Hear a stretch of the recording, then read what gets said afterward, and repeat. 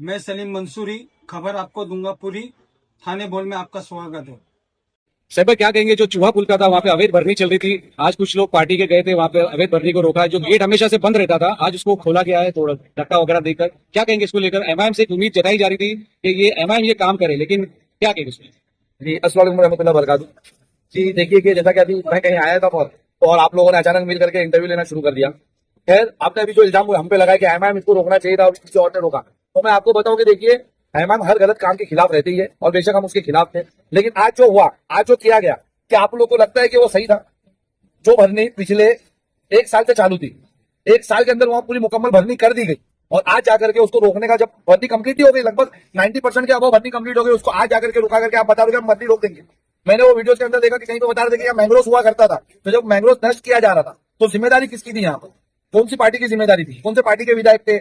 कौन से पार्टी के यानी जिम्मेदारी थी? उस वक्त हम नगर सेवक थे कि मैंग्रोव हमारे शहर का नष्ट किया जा रहा है, इसको रोका जाए, क्योंकि कल को अगर फ्लड आएगा तो हमारे एरिया शहर के अंदर जब पानी भरेगा, जो मैंग्रोव सबसे बड़ी शील्ड होती है एक सिटी और एक रिवर के बीच में, उसको जब नष्ट किया जा रहा था तो आप क्यों चुप थे? और आज जब पूरा कंप्लीट हो गया, भरनी हो गई, तो गेट तोड़ने का दिखावा किया जा रहा है।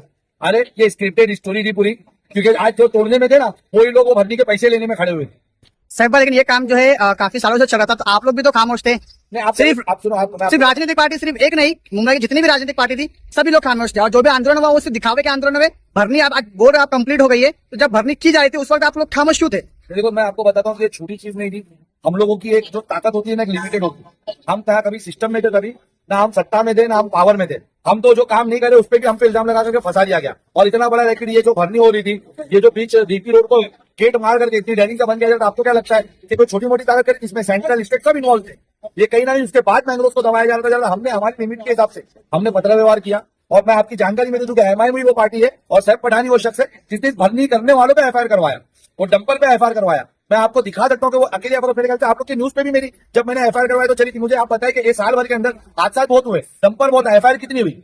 वो एमआईएम ने हमने बाकी कॉर्पोरेटर की तरह दिखावा नहीं करा, इंटरव्यू दे करके ब्लैकमेलिंग नहीं करी कि हम ब्रिज पे रोक देंगे डंपर, हम डंपर नहीं आने देंगे, इस देश का सबसे बड़ा आंदोलन करेंगे। हमने झूठे विधायक की तरह आकर के झूठी बातें नहीं की कि मैं डंपर के लिए सबसे बड़ा आंदोलन करूंगा।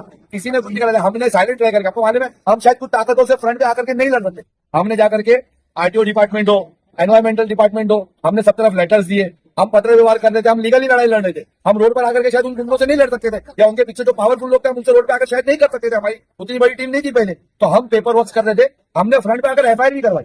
मैं आपके माध्यम से पूछता हूँ कि बताओ, इतनी पार्टियां हैं, किसी एक को मेरी तरह लाकर के एफआईआर बताने बोल दो। साहब भाई डंपर जो है अभी भी बंद नहीं हुआ है। जो जानकारी हमको मिली है उसके आधार पर हम आपको बता रहे हैं, क्या मंडे को इसकी बातचीत हुई है, मंडे को पेपर वर्क दिखाया जाएगा, उसके बाद पता चलेगा कि ये जो भरनी हो रही है वो अवैध है क्या वैध है, या 7/12 पे हो रही है। अगर इसी तरीके से डंपर चलता रहा तो आगे चल के क्या आप लोग डंपर बंद करोगे? देखो मैं आपको एक चीज सिंपल सी बताऊं, मुझे ये बताओ कि आज दरवाजा तोड़ने की स्क्रिप्ट रची गई, कल पेपर पढ़ने की स्क्रिप्ट रची जाएगी, उसके बाद वो दरवाजा उखाड़ दिया जाएगा। ये सब कौन कर रहा है? और ये जो पीछे इसके, ये तो दरवाजे के ये तरफ के लोग को छोड़ो, दरवाजे के वो तरफ कौन है मुझे वो बताओ। वो बिल्डर कौन है जो भरनी करवा रहे? वो बिल्डर कौन है जो मैंग्रोव को नष्ट कर रहे? वो बिल्डर कौन है जो खाड़ी बुझा रहे?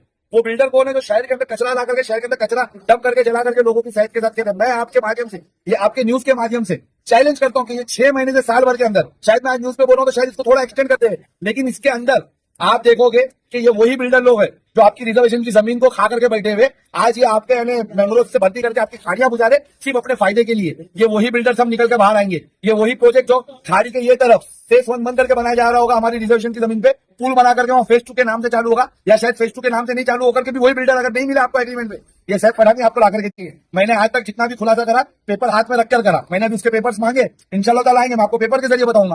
और मैं सिर्फ इतना बता दूं कि वहां पर मैं आज वीडियो में देख रहा था गोयल बिल्डर, मुक्ता बिल्डर्स। मुझे बताओ, मुक्ता बिल्डर्स ने रशीद कंपाउंड के पास भी मुक्ता टावर्स बने हुए, घरोंदा मुक्ता के अंदर ही बने हुए, मुक्ता घरोंदा। कौन बिल्डर थे उसमें? तो जो यहाँ पामी एरिया पे ये लोग की पूरी टीम थी, वही बिल्डर्स लोग है ना मुक्ता में। तो क्या वहां मुक्ता में वो बिल्डर्स पार्टनर नहीं है? जो भरनी हो रही वहां पर पार्टनर नहीं? तो ये सब खेल बंद करो। ये सब मैं आपको बताता हूँ क्यों आज होने की वजह ये है, अब भरनी हो गई है, अब वहां पर बड़े टावर बनाना है। बड़े टावर बनाने से पहले क्या करना पड़ता है कि बिल्डर लोग को बुकिंग आए और एफएसआई बढ़ाकर मिले, तो वहां पर 90 फीट रोड बनाना पड़ता है। आज जो गेट तोड़ा जा रहा है ना, वो एक स्क्रिप्ट का हिस्सा है। ये आवाम को गुमराह करके आवाम के पैसे बर्बाद करने का हिस्सा है। अभी वहां पर क्या होगा कि अभी लोग चुपके से एक दिन आएंगे, विधायक आएंगे, उनकी टीम आएगी और बोलेगी साहब मैंने मुबारक को यहाँ से दीवार तक का 90 फीट रोड पास करवा दिए, साहब पास करवा दिए, और साहब वहां पर नारियल फोड़ेंगे और 90